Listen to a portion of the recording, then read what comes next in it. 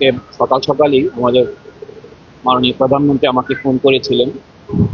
তিনি ফোন করে ঈশ্বর পাঠশালায় এসএসসি পরীক্ষার্থী যারা পানিতে পরীক্ষা দিয়েছে এই বিষয়টি তিনি জানতে চেয়েছেন আমার কাছ থেকে।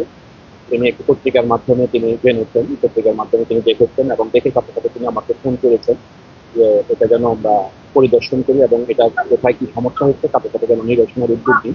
আমি মাননীয় প্রধানমন্ত্রী মহোদয়কে আমি জানিয়েছি যে স্যার আমরা ইতিমধ্যে পদক্ষেপ নিয়েছি, সারা রাত দেখে আমরা কাজ করেছি, আল্লাহর রহমতে আজকে আর পানি নেই। আশা করছি যে সামনেও পানি জমবে না। যেখানে যেখানে আমরা বাধা পেয়েছি, যে যে সমস্ত কারণে পানি জমেছিল সেই সমস্তগুলো আমরা ফাইন্ড আউট করেছি এবং সামনে আমরা সমস্যার সমাধানের চেষ্টা করছি। তো তিনি বলেছেন ঠিক আছে, তুমি তাড়াতাড়ি এগুলো সমস্যার সমাধান করো, পরবর্তীতে যেন আর পানি না জমে সে ব্যবস্থা গ্রহণ করে। তো তারই আলোকে আমরা তো আপনারা দেখেছেন যে গতকালই যখন শহরে পানি জমেছে তখন থেকে আমরা আমাদের ব্যাপক কাজ শুরু করেছি।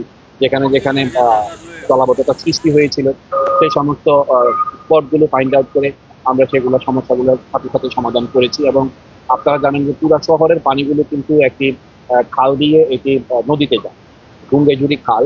সেই খালটি কিন্তু দীর্ঘদিন এখানে সংস্কার হয়নি বা খনন হয়নি। 16-17 বছর ধরে যে সমস্যা সেটি তো আসলে 40-45 দিনই সমস্যার সমাধান করা সম্ভব নয়। তারপরে মাননীয় প্রধানমন্ত্রী আমাকে দায়িত্ব দিয়েছে এই জটিল সমস্যাগুলো সমাধান করার জন্য। তো তিনি এবং আজকে ফোন করে তিনি তাগিদও দিয়েছেন যে সমস্ত কারণ আমাকে দায়িত্ব দিয়েছে এগুলো আবার আমি ফাইন্ড আউট করে সমস্যার সমাধান করতে পারছি কিনা। তো সেই জন্য তিনি আজকে তাগিদ দিয়েছেন। তা আমরা কিন্তু আমাদের কাজগুলো করে যাচ্ছি। গঙ্গাজুরি খাল ইতিমধ্যে আমরা সিদ্ধান্ত নিয়েছি পুরো খালটাই আমরা খনন করি এবং শহরের পানি যেন নির্বিঘ্নে চলে যেতে পারে সেজন্য যা যা করণীয় আমরা সবই ব্যবস্থা